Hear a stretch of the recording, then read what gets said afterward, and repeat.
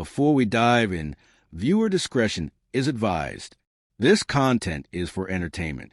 What happens when a television host who's built her career on sharp comebacks and cutting remarks encounters a Southern senator who speaks slowly, deliberately, and with the kind of calm confidence that comes from knowing exactly who he is and what he stands for? When someone who mistakes volume for validity meets someone who understands that the quietest voice in the room often carries the most power. When a host who's accustomed to controlling every conversation through interruption and aggression faces a guest who refuses to be rushed, refuses to be rattled, and refuses to play by rules designed to make him look foolish. What you're about to witness is not just another political interview gone tense, not just another moment of talk show confrontation, not just another instance where a host and guest disagreed on live television. This is the moment Senator John Kennedy, a man whose Southern drawl disguised as one of the sharpest minds in Washington, whose folksy manner hides devastating wit, whose slow speech patterns make people underestimate him right up until the moment he dismantles their entire argument, reminded everyone that real power doesn't need volume, that genuine confidence doesn't require aggression, and that sometimes the most devastating response to mockery is simply refusing to be mocked. The View had invited Senator Kennedy expecting what they usually got from political guests, either defensive, squirming under aggressive questioning, or angry outbursts that would give them viral clips. Joy Behar had clearly prepared for this interview with a specific strategy: mock his intelligence, dismiss his folksy manner as an act, and frame his carefully chosen words as evidence of someone trying to hide lack of substance behind Southern charm. What Joy called asking tough questions, Kennedy would soon demonstrate was simply performing superiority without earning it.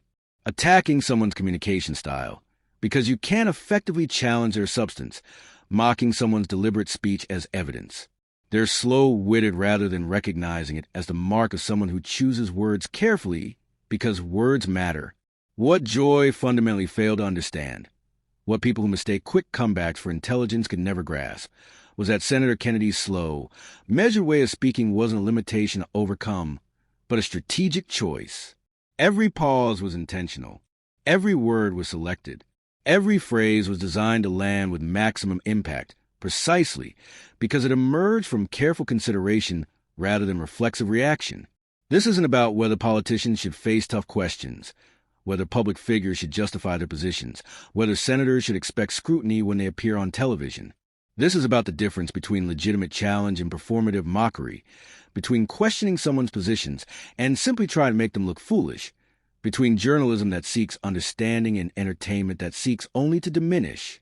Joy Behar thought she was being clever, setting up a politician she decided to treat as a punchline, preparing zingers designed to get laughs at his expense, approaching the interview as an opportunity to demonstrate her superiority over someone she prejudged as an easy target.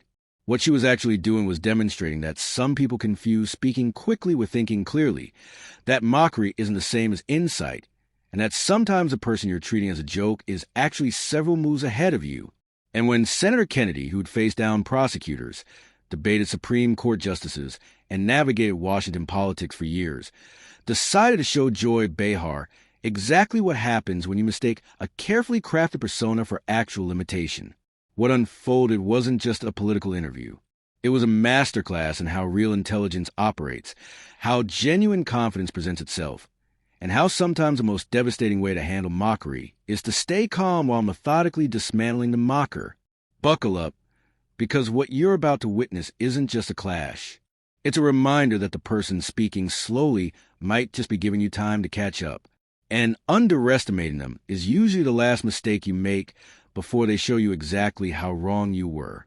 The View studio buzzed with familiar energy as Senator John Kennedy was announced, the audience applauding politely but without particular enthusiasm. He wasn't a celebrity, wasn't someone most casual viewers would recognize immediately, just another politician coming to discuss whatever political topic was trending. Joy Behar smiled as she introduced him, but it wasn't a welcoming smile. It was a smile of someone who'd already decided how this interview would go, who'd prepared her jokes and her jabs, who was approaching this less as a conversation and more as an opportunity for entertainment at her guest's expense. Our next guest, she began with that particular tone that signaled something was coming, is a man who mistakes headlines for heroism. The audience laughed on cue, but there was an edge in the air. The kind of tension that comes when people sense something might go sideways. "Please welcome Senator John Kennedy," Joy said. And Kennedy walked onto the set slowly, not sluggish, but deliberate. Every movement measured and intentional in that way that made some people think he was slow when he was actually just careful. He nodded once to the crowd, once to the panel, then took his seat beside Joy without rushing, without the nervous energy that most politicians brought to television appearances.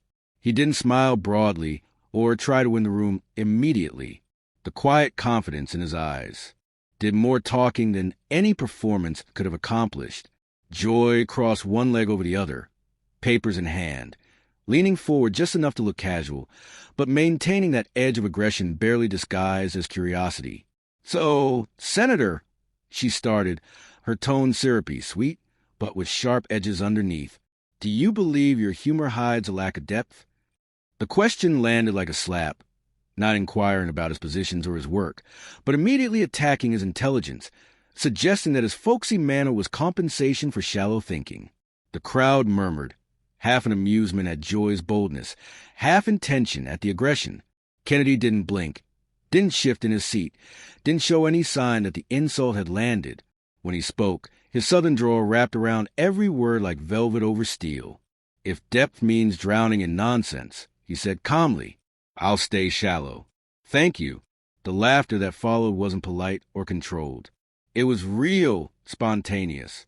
The sound of an audience recognizing that they just witnessed a perfect counterpunch, delivered with such calm that it was even more devastating. Joy's smile faltered for her, just a split second before she forced it back into place. Clearly not expecting such an immediate and effective response, she'd thrown her opening punch, expecting to rattle him, and instead he'd turned it into a commentary on the absurdity of the question itself. She tried to recover, glancing at her notes. But Kennedy's calm silence filled the room more powerfully than any words. There was something unnerving about his complete composure, his absolute refusal to be rushed or rattled. Joy chuckled tightly, eyes narrowing slightly as she recalibrated her approach. "You got quite the answer for everything, don't you?" she said, adding with false sweetness, "I guess that works better when no one's fact-checking." The implication was clear, suggesting his clever responses wouldn't survive scrutiny, that his wit was compensation for weakness and substance. It was the kind of jab designed to make someone defensive, to provoke them into either backing down or getting angry. Kennedy leaned back slightly, the picture of ease, completely unbothered by the attempted provocation. "Oh, I'm sure they will," he replied with that same measured calm. "The trick is saying something true enough to survive the check." The audience reacted immediately. Some clapped, some just watched with growing fascination, sensing that something unusual was happening. This wasn't going the way these political interviews usually went. Kennedy wasn't getting defensive or aggressive. He was simply meeting every attack with calm certainty. Joy looked toward the camera, smiling wider now, clearly trying to mask the frustration building behind her eyes. "Well," she said with forced brightness, "this is going to be fun." Kennedy's reply was low, but cutting, delivered with that same unflappable composure. "That depends, ma'am. Are we talking fun for the truth or for the ratings?" The laughter that erupted this time wasn't hers to control. It came from the audience recognizing that Kennedy had just called out exactly what was happening, had named the game Joy was trying to play, and refused to participate in it on her terms. The first real spark of battle had been lit, and everyone in the studio could feel that this interview wasn't going to follow the script Joy had prepared. Joy leaned forward, her patience visibly thinning now, the polite smile she'd worn at the start fading into something sharper, more openly hostile. "You mock colleagues. You turn pain into punchlines," she said accusingly, her tone clipped, every word measured like a jab. "Is that leadership or just laziness dressed up as charm?" The studio fell noticeably quieter. The kind of silence where small sound become magnified, someone's jewelry jingling, papers rustling, the ambient hum of studio equipment. Joy had escalated from mockery to direct accusation, suggesting Kennedy's entire approach to politics was fundamentally unserious. Kennedy looked at her without irritation, without defensiveness, Just that same steady calm, like someone who'd already seen this exact attack coming from miles away and had prepared not with anger but with truth. He took a slow breath, leaned toward the microphone with deliberate movement, and said evenly, "If truth hurts, maybe it's not my joke that's cruel. Maybe it's your comfort that's fragile." The words landed like a slap, wrapped in silk, simultaneously gentle in delivery and devastating in impact. The audience reacted before Joy could formulate a response, half gasping at the boldness, half clapping at the precision of the counterattack. Even one of the co-hosts shifted awkwardly in their seat, clearly trying not to smile at how effectively Kennedy had just turned Joy's accusation into a commentary on her own defensiveness. Joy blinked hard, her jaw tightening visibly as she processed being outmaneuvered again. "Oh, that's cute," she said quickly, forcing a laugh that didn't reach her eyes. "You practice that one in the mirror?" The question was meant to diminish him, to suggest his responses were a rehearsed performance rather than genuine thought. But Kennedy had an answer that would shift the entire dynamic of the interview. He tilted his head slightly, a small smile ghosting his lips, not smug, just knowing. "No, ma'am," he said with that same measured calm. "You invited me for a circus. Sorry if I brought a mirror instead." The crowd exploded. Some laughed, some cheered. A few booed from Joy supporters. But every single eye in the room was now glued to the stage, recognizing they were witnessing something unusual. A political guest, not just surviving Joy's attacks, but systematically dismantling them with calm precision. Joy froze for just a moment. The kind of pause you can't rehearse, can't hide. The visible shock of someone who's lost control of a situation they'd planned to dominate. The camera caught it all. The flash of genuine frustration, the tightening around her mouth, the flicker in her eyes when she realized Kennedy had taken the room from her. 3 seconds of silence stretched like 3 minutes, the tension palpable as everyone waited to see how Joy would respond to being so thoroughly outplayed on her own show. Kennedy didn't gloat, didn't press his advantage with unnecessary cruelty. He simply sat back, hands folded calmly, the picture composed confidence. The control room must have been in chaos. But in the studio, only one thing mattered. The balance of power had fundamentally shifted. Joy Behar, known for her quick comebacks and sharp wit, had just been outplayed on live television by someone she clearly underestimated. And the audience absolutely knew it. Joy straightened in her chair, trying desperately to reclaim the upper hand, her voice turning sharper as she abandoned any pretense of politeness. "So now you're the savior of truth," she said with undisguised sarcasm, shaking her head with a mocking smile. "Please, you twist words better than most twist lies." The audience let out a collective ew, sensing another attempted blow, waiting to see how Kennedy would handle this more direct accusation. Kennedy didn't flinch, didn't shift, didn't show any sign that the attack had landed. He met her gaze directly, the corners of his mouth lifting just slightly too calm, too confident, the expression of someone who'd been waiting for exactly this moment. "Funny," he said, his tone smooth, but cold enough to cut through the mounting tension. "I thought twisting words was a network's job." The studio erupted in gasps and laughter, the kind of sharp intake of breath that comes from witnessing something genuinely shocking. Even Whoopi glanced up from her cards, eyebrows raised like she couldn't quite decide whether to step in or let this chaos continue playing out. Joy blinked rapidly, caught completely off guard by the boldness of calling out the network itself on their own show. She forced a chuckle that didn't quite reach her eyes, clearly scrambling to recover. She leaned closer, lowering her voice, but sharpening it to a blade. "This isn't your Senate hearing, Senator." She snapped, trying to regain control through authority. "You can't filibuster your way out of facts." Kennedy leaned in too, not aggressively, not matching her hostility, just steady and unmovable like bedrock. "No need to," he said, his voice even and almost quiet, but carrying enough weight to silence the entire room. "Facts have a habit of standing while opinions like yours fall over in applause." The audience reacted instantly and powerfully. Some clapped, others gasped, and a few just sat frozen, not entirely sure if they were watching a political debate or witnessing a public execution delivered with such calm precision it was almost surgical.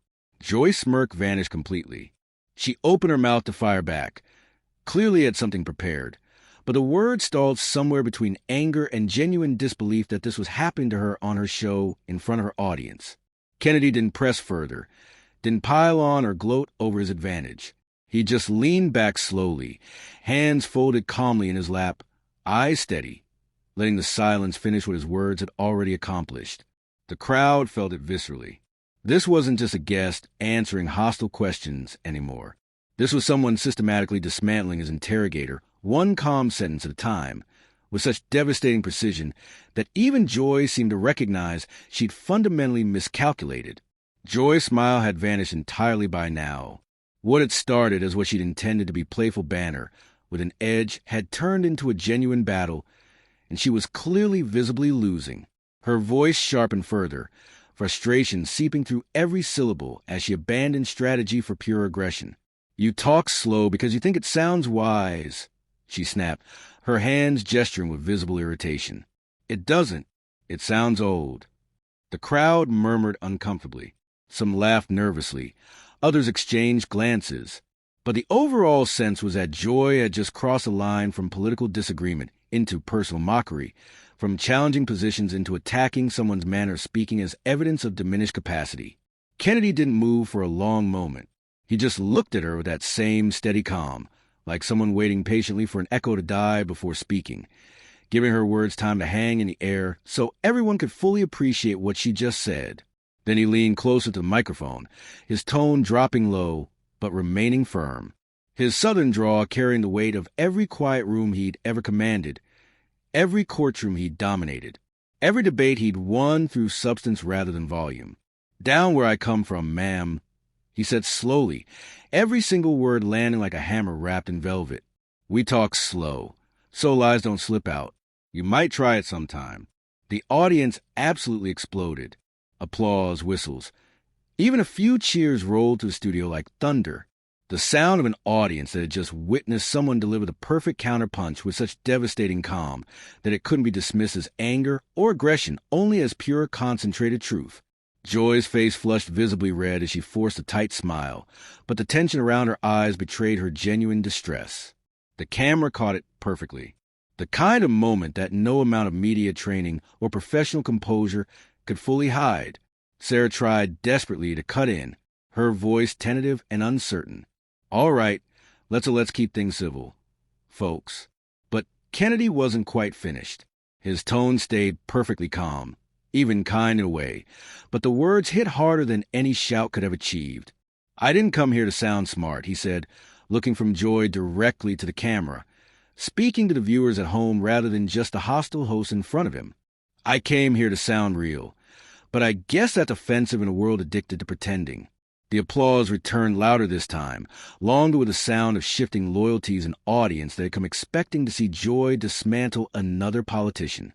Instead, watching that politician systematically take apart their host's entire approach. Joy's carefully practiced composure cracked visibly. The studio lights seemed harsher now, the air thicker with tension. Kennedy didn't gloat, didn't perform victory, didn't do anything except sit back calmly and let his words do all the work. Joy Behar, the queen of control and quick comebacks, suddenly looked like she was the one under interrogation rather than conducting an interview. Joy could feel the floor slipping out from under her completely now.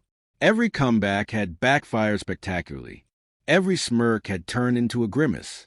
Every attempt to diminish Kennedy had somehow made her look smaller.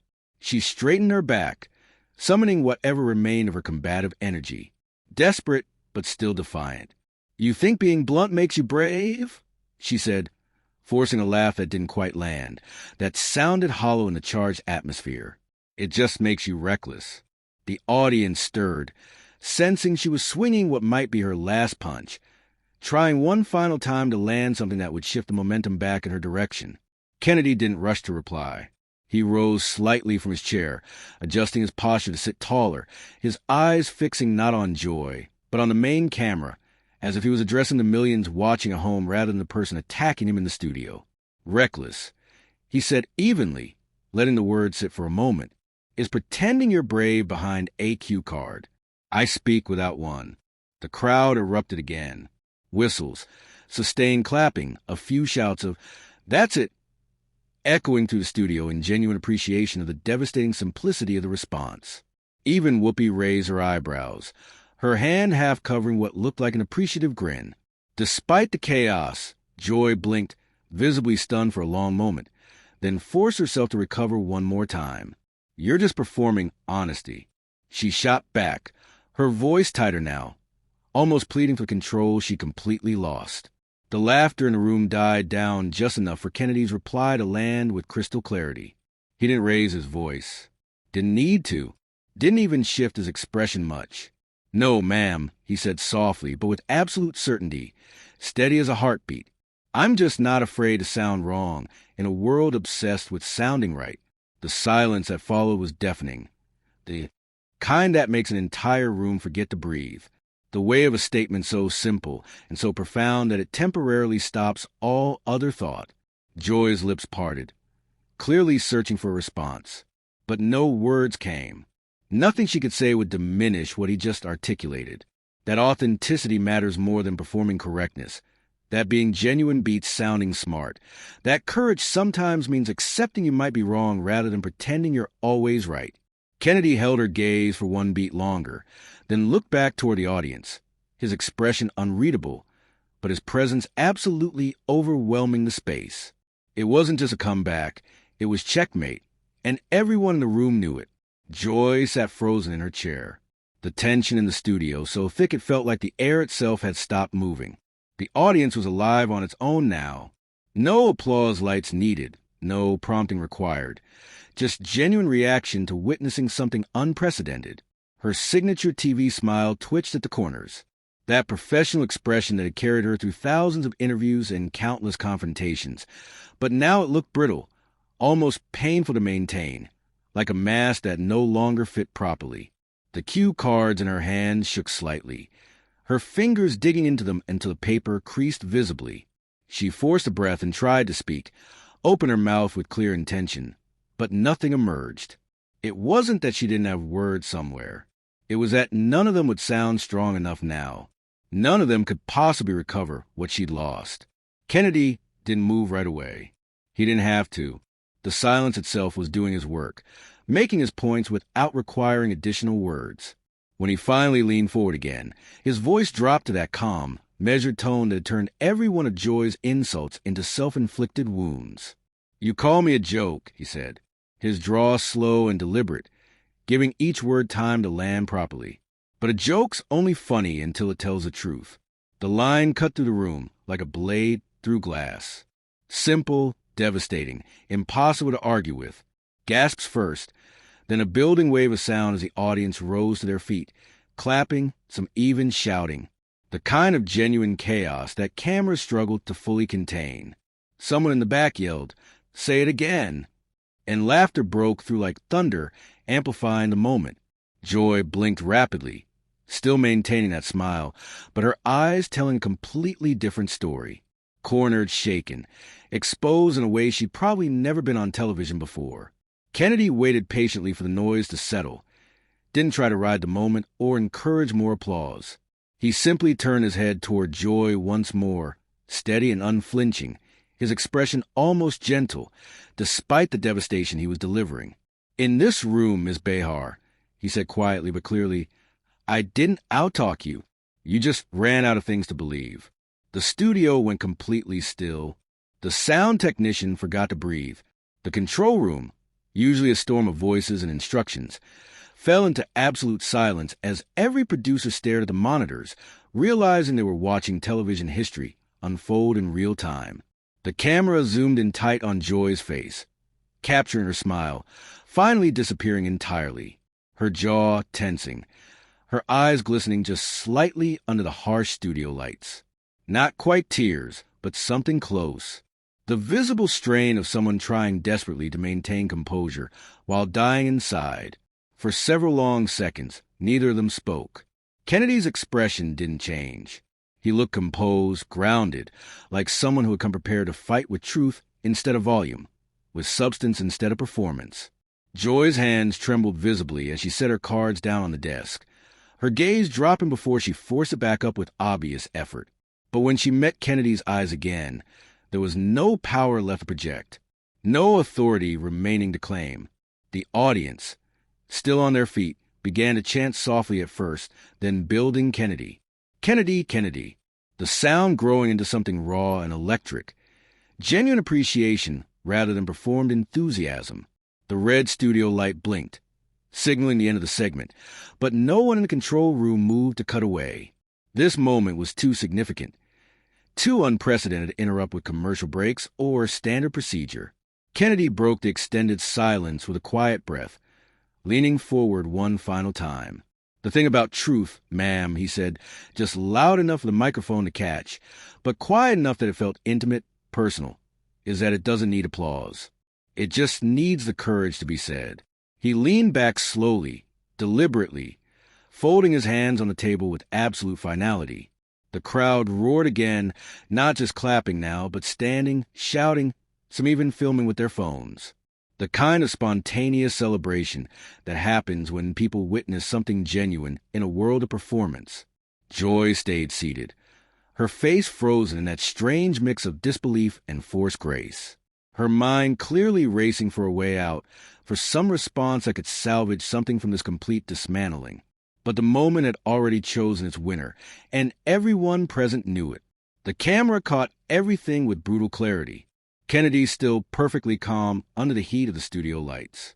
Joy silent and shaken in her own spotlight. It was more than a debate or a disagreement.